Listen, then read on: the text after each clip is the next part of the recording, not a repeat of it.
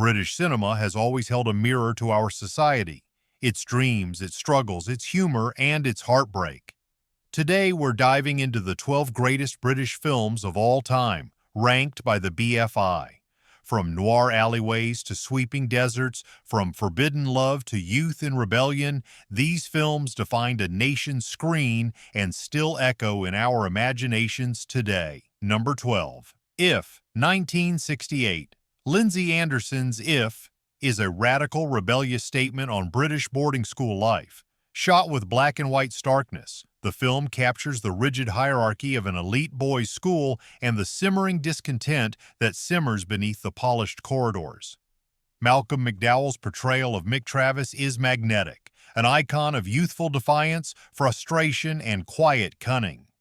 Every whispered insult, every carefully planned prank, builds toward a shocking and surreal climax that lingers long after the credits roll. The film is more than a schoolboy story. It's a metaphor for societal control, conformity, and the ultimate desire to break free. Anderson blends absurdist comedy with chilling violence, reminding viewers that repression breeds rebellion. The soundtrack, ethereal yet unsettling, underlines the eerie tension between tradition and anarchy. Contemporary audiences might wince at its audacity, yet its influence is unmistakable. If inspired a generation of British filmmakers to question authority, both in cinema and in life. Its controversial finale shocked 1960s Britain, but cemented the film's place in history. Watching it now, we see a daring, uncompromising work that still challenges, provokes, and resonates. Number 11. The Bridge on the River Kwai, 1957. David Lean's epic war drama, The Bridge on the River Kwai, immerses viewers in the claustrophobic tension of a Japanese POW camp during World War II. British prisoners, tasked with building a railway bridge, become enmeshed in a moral paradox. Collaboration, pride, and survival collide in a delicate, ever-shifting balance. Alec Guinness delivers a towering performance as Colonel Nicholson, whose obsession with discipline and honor turns the bridge into a monument to both ingenuity and hubris. Lean's direction is meticulous. The camera lingers on the jungle's oppressive heat, the rhythmic hammering of wood and steel, and the distant menacing whine of bombs. The iconic whistling of the bridge theme reverberates through memory, haunting and triumphant. Beyond the spectacle, the film probes ethical dilemmas. When does obedience become complicity? When does pride blind morality? It's a meditation on human nature under duress and a showcase of Lean's signature ability to weave grandeur with intimate character studies. From its tense build-ups to the climactic destruction, every frame cements the film as a masterwork of British cinema, still studied, celebrated, and revered more than 6 decades later. Number 10. Trainspotting, 1996. Danny Boyle's Trainspotting is a kinetic plunge into 1990s Edinburgh, capturing the highs, lows, and chaos of heroin addiction with dark humor, shocking honesty, and unforgettable style. The film's neon-lit streets, grimy flats, and pulsating soundtrack immerse viewers in a world that's simultaneously terrifying and exhilarating. Ewan McGregor's Renton is the reluctant hero, navigating friendship, betrayal, and the seductive lure of escapism with a raw vulnerability that stays with you long after the final shot. Boyle's direction turns the mundane into hallucinatory spectacle. Bathroom floods, drug-fueled hallucinations, and dizzying club sequences become both metaphor and visual poetry. But beneath the stylistic bravado lies social commentary. Britain's working-class youth trapped by economic despair, friendship, and addiction cycles.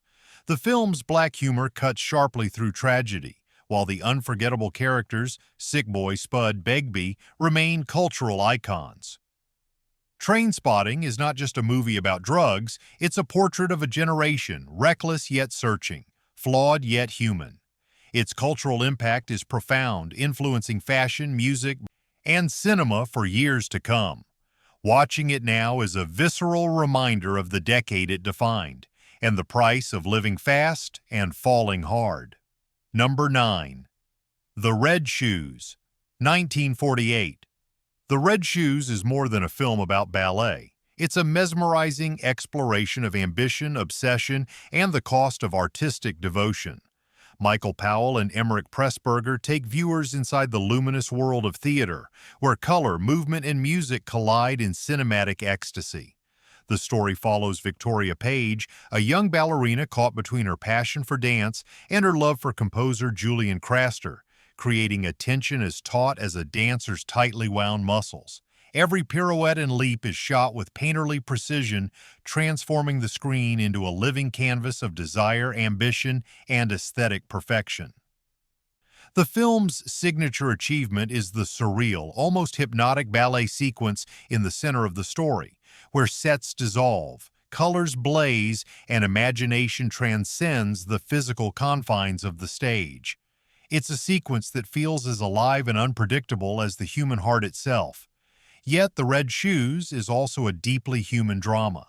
The sacrifices artists make, the fragility of love under the pressure of genius, and the ultimate question of whether true art can coexist with happiness. Moira Shearer's performance is luminous, embodying both the vulnerability and the fierce determination of someone driven to excellence. The orchestral score by Brian Easdale weaves through every scene, echoing the emotional highs and devastating lows of the narrative. Decades on, the film remains a masterclass in visual storytelling and emotional intensity, a reminder that British cinema can be both lushly beautiful and profoundly tragic. Watching it today, audiences are drawn into a world where ambition is intoxicating, love is perilous, and the price of greatness is heartbreak. Number 8. Don't Look Now, 1973. Nicholas Roeg's Don't Look Now is a masterclass in atmospheric horror, suspense, and the intimate terror of grief. Set against the rain-slicked canals of Venice, the film follows John and Laura Baxter, a British couple struggling to cope with the accidental death of their young daughter. The city's labyrinthine alleys and reflective waterways become a character in their own right, mirroring the confusion, guilt, and paranoia that consume the grieving parents. Donald Sutherland's John is both haunted and obsessive, while Julie Christie's Laura embodies fragile determination, clinging to hope amid a world turned eerie and unpredictable. Roeg's editing style is revolutionary. Abrupt cuts, flash-forwards, and fragmented imagery create a sense of dislocation, keeping viewers in a constant state of unease. The recurring motif of a small, red-coated figure haunts both the protagonist and the audience, a subtle yet relentless symbol of tragedy and inevitability. Unlike conventional horror, Don't Look Now terrifies with suggestion and psychological tension rather than gore, emphasizing mood, foreboding, and the inescapable nature of fate. Cinematographer Anthony B. Richmond bathes every shot in rain-soaked hues and shadows, heightening the sense of vulnerability. Beyond its scares, the film is a profound meditation on love, loss, and human fragility, exploring how grief can warp perception and decision-making. Its climactic revelation is both shocking and devastating, a moment that lingers long after the credits. Don't Look Now remains a seminal work of British cinema, revered for its artistry, audacity, and the way it turns sorrow into visual poetry. Number 7. Kes, 1969. Ken Loach's Kes is an intimate, profoundly moving portrait of working-class life in northern England. Centered on 14-year-old Billy Casper, a boy trapped in a bleak industrial town, the film captures the frustration, hope, and fleeting joys of youth. Billy finds purpose and escape in training a kestrel, an unlikely companion that symbolizes freedom, skill, and the possibility of something transcendent in a life constrained by poverty, neglect, and rigid social structures. Loach's naturalistic direction, unobtrusive camera work, and use of real locations immerse the audience in the stark, often unforgiving environment of Billy's world. David Leland's script and Loach's casting choices ensure authenticity. The struggles of Billy's family, the indifference of teachers, and the cruelty of his peers all feel painfully real, a reflection of the lives of many working-class British youths at the time. Yet the film is not without moments of beauty. The relationship between Billy and his kestrel is rendered with lyrical care, capturing the quiet triumphs and deep emotional resonance of human-animal bonds. Lo Chishu's melodrama, relying on quiet observation and understated performances to convey the weight of daily hardship and the small victories that sustain hope. The final scenes are devastatingly poignant, a blend of triumph and heartbreak that stays with the viewer, emphasizing the fragility and transience of escape. Kes remains a touchstone of British social realism, a film that combines empathy, authenticity, and cinematic grace to tell a story that is both specific to its time and universally human. Its power lies in its simplicity, honesty, and unflinching commitment to truth. Number 6. Kind Hearts and Coronets, 1949. Kind Hearts and Coronets is a darkly comic masterpiece, a sharp and elegant satire on class, ambition, and murder. Alec Guinness famously plays 8 members of the aristocratic D'Ascoyne family, each more pompous and detestable than the last, as the story follows Louis Mazzini, a disowned heir plotting a meticulous path to inherit a dukedom. Guinness's performances are dazzlingly precise, each character distinct, each death more ironic than the last. The film balances wicked humor with exquisite craftsmanship, making every murder both shocking and gleefully absurd. Robert Hamer and the team at Ealing Studios bring a Victorian and Edwardian world vividly to life. Opulent estates, candlelit parlors, and impeccably tailored costumes create a setting that is at once beautiful and suffocating, reflecting the rigid social hierarchies Louis seeks to subvert. The screenplay, witty and biting, contrasts with Guinness's remarkable physical comedy, clever camera angles, and sharp editing that keep the narrative brisk and tense. Beneath the humor lies a pointed social commentary, the arbitrary cruelty of inherited privilege and the lengths to which one will go to claim power and recognition. The film's charm lies in its ability to make the audience root for a murderer, a testament to its audacity and intelligence.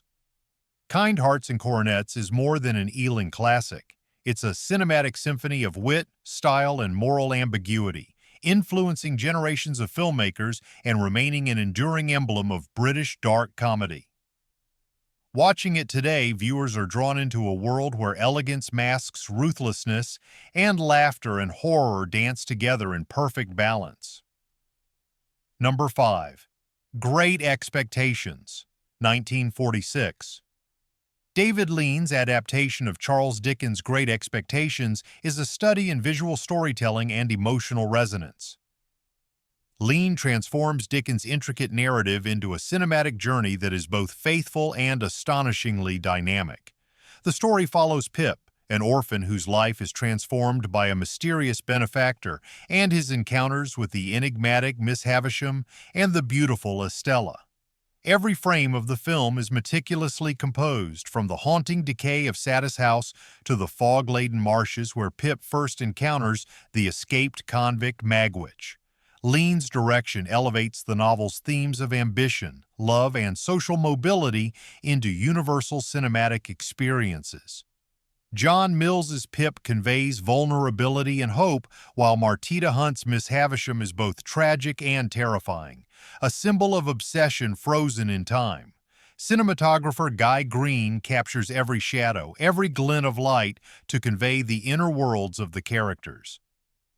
The film's pacing is deliberate, allowing emotional moments to resonate fully, and Lean's use of close-ups emphasizes the character's psychological depth. Music and production design complement this visual storytelling, immersing viewers in a Dickensian world that feels tangible, oppressive, and magical all at once. Great Expectations remains a landmark of British cinema, a film that honors literary heritage while showcasing the power of cinematic artistry. Its influence is seen in countless adaptations and continues to captivate audiences with its beauty, emotion, and moral complexity. Number 4. The 39 Steps, 1935. Alfred Hitchcock's The 39 Steps is a landmark of suspense and British thriller cinema, blending intrigue, romance, and relentless tension. Richard Hannay, an ordinary man thrust into extraordinary circumstances, becomes the target of a shadowy conspiracy after a mysterious woman's murder. From the moment Hannay flees across misty Scottish landscapes to the frenetic chase sequences in London, Hitchcock's direction keeps viewers teetering between anxiety and exhilaration. The film is a masterclass in timing, pacing, and visual storytelling. Hitchcock's innovative camera techniques, dynamic tracking shots, cleverly framed compositions, and precise editing heighten suspense, creating a sense of danger and immediacy that feels timeless. Robert Donat's Hannay is both charming and resourceful, embodying the everyman who rises to extraordinary challenges, while Madeleine Carroll's Annabella injects intrigue, romance, and subtle intelligence.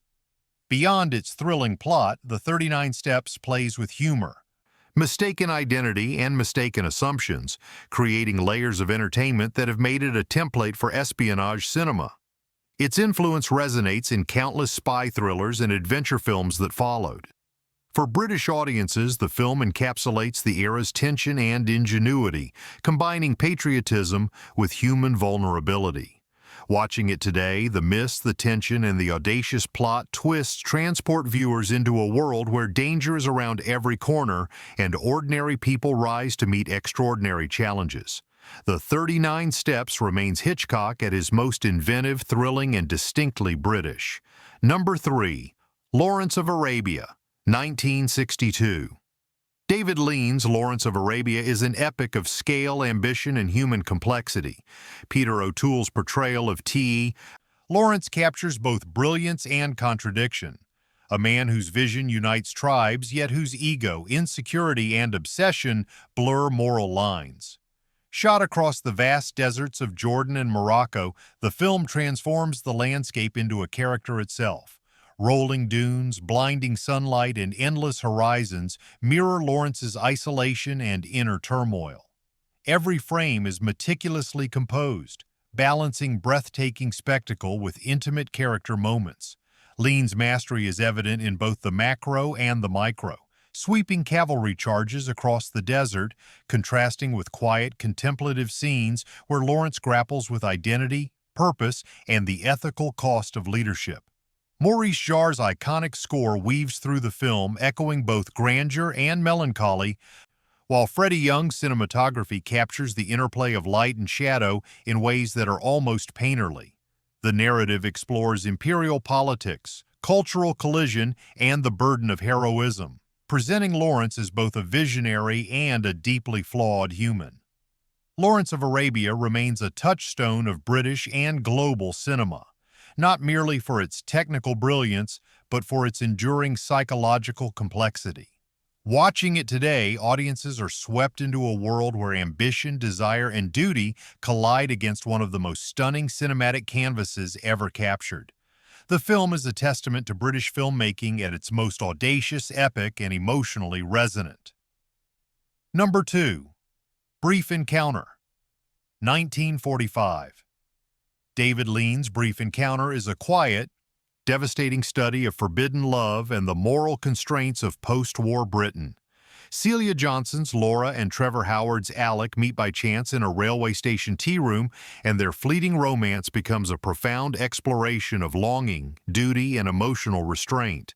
The film is steeped in the everyday, the clatter of cups, the rumble of trains, the snow-dusted streets, which heightens the intimacy and realism of their clandestine affair. Every glance, gesture, and paused silence conveys volumes about desire and the impossibility of fulfillment. Lean's direction is understated yet precise, allowing performances, framing, and pacing to communicate the internal tension of a love that cannot be realized. The train station, the rain-slicked roads, and the cozy tea rooms become symbols of containment and societal expectation. Cinematography captures the warmth and shadows of these ordinary spaces, turning them into emotional landscapes that echo the characters' inner lives. Noel Coward's uncredited script ensures that dialogue is both restrained and poetic, giving the story universal resonance. Themes of longing, morality, and the silent sacrifices demanded by society elevate Brief Encounter beyond melodrama into enduring classic. Its influence is profound, shaping the way romance, restraint, and longing are depicted on screen. Watching it now, the film still evokes nostalgia for a Britain of manners, chance encounters, and unspoken emotions, a reminder of cinema's power to reflect our innermost human experiences. Number 1. The Third Man, 1949. The Third Man is widely regarded as the pinnacle of British cinema, a masterful blend of noir, intrigue, and post-war anxiety. Set in a shadowed, fractured Vienna, the film follows Holly Martins, a naive writer arriving to find his friend Harry Lime enmeshed in a web of corruption, black market dealings, and moral ambiguity. Orson Welles' Lime is magnetic, charming, dangerous, and morally elusive, while Joseph Cotton's Martin serves as the audience's moral compass, navigating treachery and deception with growing disillusionment. Carol Reed's direction is a triumph of atmosphere. Tilted camera angles, rain-slick streets, and labyrinthine alleys create a city that is both seductive and menacing. Anton Karas's zither score gives the film a haunting, instantly recognizable musical identity, contrasting whimsy with menace, lightness with darkness. Beyond its technical mastery, The Third Man is a meditation on friendship, betrayal, and the post-war moral vacuum. Shadows and light underscore character psychology, while pacing builds suspense with relentless precision. Its final scenes, set in a deserted cemetery, leave audiences with a profound sense of melancholy, justice, and inevitability. Even decades later, the film remains a study in tension, style, and human complexity, a perfect union of narrative, performance, and cinematic craft. The Third Man is not just a British film, it is a timeless work of art, a noir paragon that continues to define the heights of what British cinema can achieve. From the shadowed alleys of Vienna to the deserts of Arabia, British cinema has crafted stories that transcend time and place. These 12 films, ranked by the BFI, remain enduring touchstones, each a triumph of storytelling, performance, and cinematic craft, reminding us why Britain has given the world some of its greatest screen masterpieces.